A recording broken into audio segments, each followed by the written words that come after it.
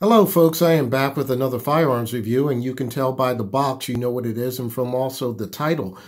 It's an HK. It's an HK VP9SK, and I've always wanted to get another HK, and I already purchased the VP9, the full-size one, a little bit ago, and I wanted to also had the smaller one. I was debating on it for a little bit, and then I decided to go with it because one of the main things I like about the VP9 is the trigger. I really love the trigger on this particular firearm. I've been shooting Glocks for over several years, but there was nothing that I liked that could compare to the Glock until I've run into the HK VP9 and VP9SK. I did try other Striker Fire pistols, but I was not really happy with them. As you know, I do have a FN 509 Tactical, but that's on vacation right now, and I'll do another review on that, and you'll see that at another time. But right now, the VP9SK is really a good pistol. I shot this and I was pretty much amazed because a lot of times you have to give up things when you have a smaller firearm. Let me go with some of the stats about this. You all know that it's a 9mm. It does come in, I believe, 40 caliber. Its length is 6.6 inches and the height is 4.57 inches, width 1.31 inches, barrel length is 3.39 inches, sight radius is 5.73 inches, the weight is 23 ounces, and the capacity is 10 rounds. And like I said, with this particular model, this is the law enforcement model. It does have three magazines when you have the law enforcement version, and it also comes with steel night sights, just like the other one that I have. You'll see that momentarily. It's most compared with the Glock 26 because of its size and whatnot. Like I said, I've liked Glock for several years, but when you have I had the Glock 27, and feeling this and feeling that, it's the ergos that make this a very good firearm. The ergos are great for me, especially with the adjustable side panels, and also with the rear panel, which Glock has the rear panels that you can take out, the rear back strap rather. But I like this because it can cover a variety of hands and whatnot.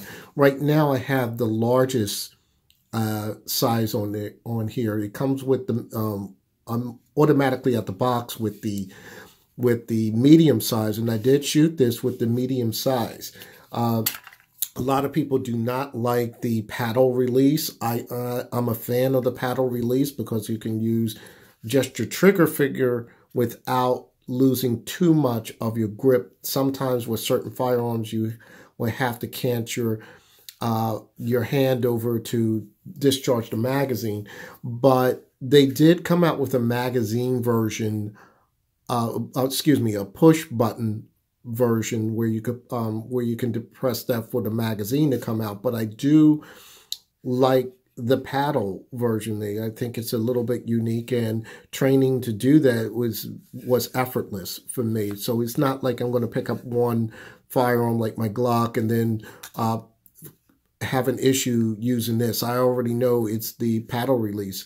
I've trained extensively with my VP9, so it's part of muscle memory for me.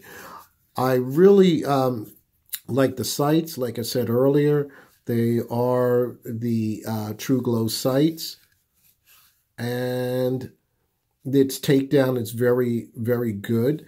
What I like best about this is the trigger. I'm going to just put a snap cap in here and just show how that trigger works. I'm going to put 2 in here actually, and I'm just going to rack one in, pull that. And if you notice, once I put the snap cap in, you'll see that the chamber indicator is right here. It shows red, meaning that there is a round in the chamber. And also you see there's a cocking lever back, cocking indicator, but I'll get to that in a moment. So there's that take up. You pull the trigger and your round is discharged. You pull back, and this is your reset. Your reset is very good in my opinion. It comes back, and then there's right there again, and then you pull your trigger, and that's all there is to it. One thing I was mentioning about the cocking indicator, this does not mean that it's loaded, which a lot of us know who have VP9s. This does not mean that it is loaded or anything like that. As you see, it's not loaded at all at this time. And now you see that you'll see the red dot there. The red dot just means that the striker is cocked back. Ironically, a lot of people think that this works like a single action firearm, meaning that when you cock this back, which means it's a cocked indicator, meaning that the striker is already held back in place. And once you depress the trigger, and that will release the safety mechanisms, and then as you further pull, it's already the striker will go forward. Now, let's say on the Glock, the difference is as you pull the trigger, it's cocking and disengaging safety features, and then that's when your striker goes back. So that's why they call them double action striker fires versus single action striker pistols. And a lot of people will debate that, but that's what essentially it is. Like I said, I like the trigger. I did try the Walther, but I tend to like this trigger a lot better. I just seem to like it better. It seemed to work with me a little better. One thing that advantage this also has over the Glock as far as not only the ergonomics and not only its trigger, it's the magazine. What I like about the magazine is they give you two magazines with the finger extension if you have the law enforcement version, or you'll get one with the finger extension. And it fits perfect, almost like a full size. So it fits basically perfect right here. And your pinky is right there. Now, if you're using the regular base, it's not that bad. Even though my pinky is there, I still have a good purchase on it.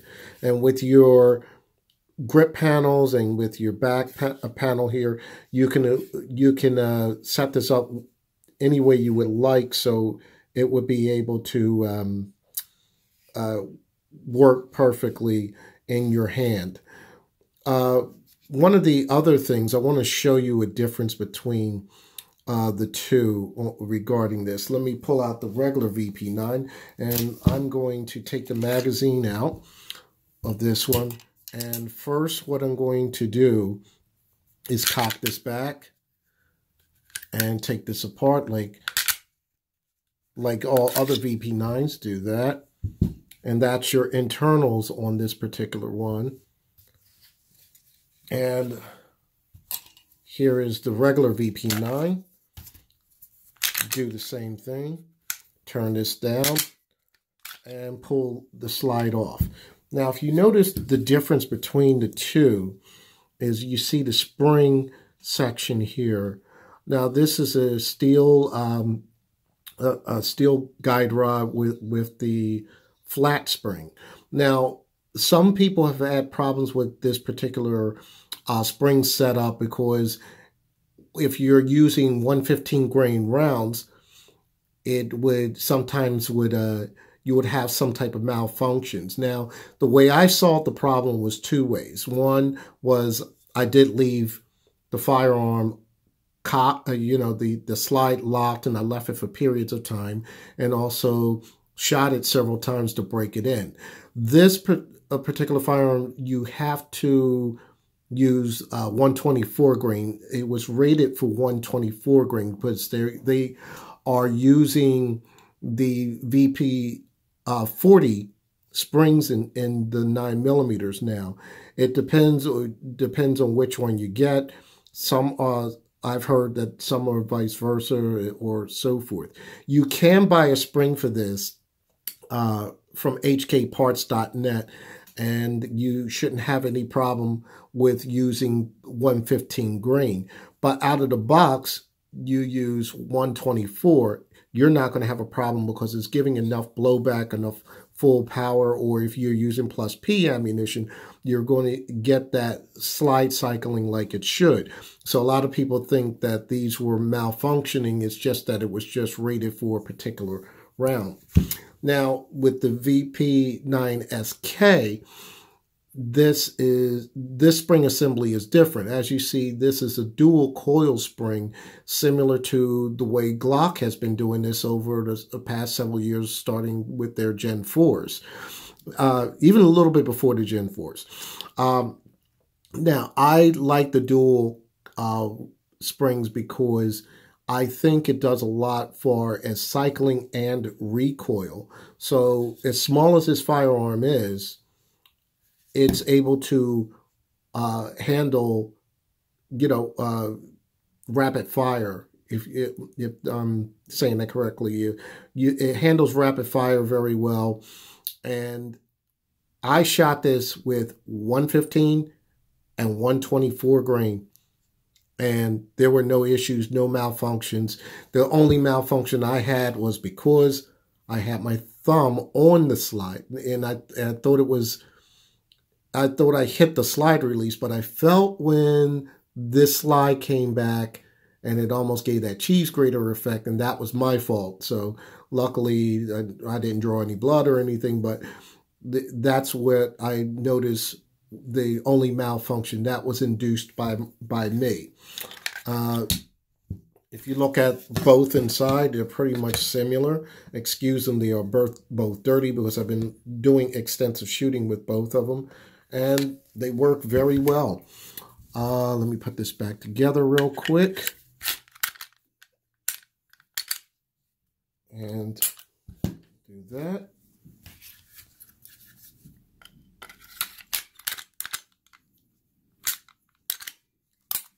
And I wish HK would have done the same type of spring in this, and put that in this as well. So that's what I wish HK would have done, but they know better than I do. One of the other things that I like about these two pairs is not only you have your standard HK mag for the VP9SK, it will also take the VP9's magazine, which is, how many rounds? I believe 17 rounds. No, excuse me. I'm sorry, 15 rounds. I'm thinking of another firearm. 15 rounds, you can use that. Some of them you can get a sleeve for this. I do believe under hkparts.net where it might cover this area here. I do believe they sell one like that. And that's one of the things I like about that. Unfortunately, well, we know this won't fit in here. It won't reach where it's supposed to reach with that. But yes, even though I am a late comer to this particular firearm, I really like it a lot. Let me clear this off. I'm going to pause the camera and show you some targets. Okay, going under target 1. Now, starting with target number 1, these are the first shots. This is roughly 7 yards. Just feeling my way around. I did get on target right here. And this is where I really like to shoot at. I like to get my shots within the 9 ring or at worst the 8 ring. For some reason, I wasn't gripping the firearm properly, which was my fault. I had the original medium size panels in, and I didn't feel like I was getting a grip like I wanted to get to eye level. And I decided to grip a little more, and on the second target, I had, the gun literally slipped out of my hand. Now, some people complain about the texture of the VP9s and the VP9SK. Some people not only put this type of grip on, they will add like a Talon grip. So, but to me, I believe it was the sides of the panels. Maybe if I would have had the full size panels, maybe I wouldn't have shot this shot over here, which was really bad. But this is when I had the target out to, I believe, close to 10 yards, somewhere in between here, because I was messing with the distance. Again, like I said, I do like shooting within the 9, and the 8 is where I'm very happy with my shooting.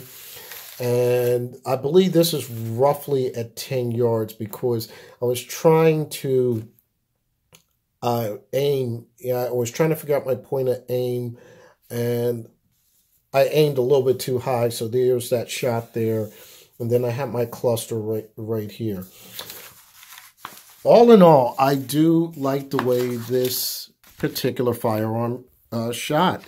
A lot of people that shoot this firearm think that it shoots better than the standard VP9. And I kind of got that same feeling for some reason. I don't know what it is. Maybe it's something psychological. But for some reason, I guess everything is so close, and all the firearms today, they're now compact. I think people are getting more adjusted, or maybe not people, but maybe myself, are getting more adjusted to compact firearms that they're carrying, that they tend to shoot more with compacts than they do with the full size. And I think I did shoot a little better, and I think what people are saying between these two firearms, maybe it is the spring setup. I don't know. But either way, both the VP9 and the VP9SK, you cannot go wrong with either one of them.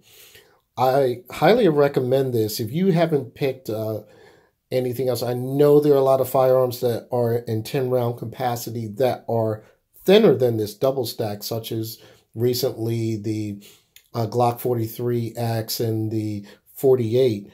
But this is still on the market, and you would really do yourself well to add it into your collection. There's a different purpose for different firearms at different times. And I will be doing a video in the future regarding the reasons why I pick certain firearms and how I apply them for carry methods. And I'll do that in maybe a couple months because the weather's changing, and I'm looking to show you the difference with this particular firearm and other firearms that I carry in the summer, especially since I'm a motorcyclist. All right, well, that's all I have for now, folks. So happy shooting, #2A.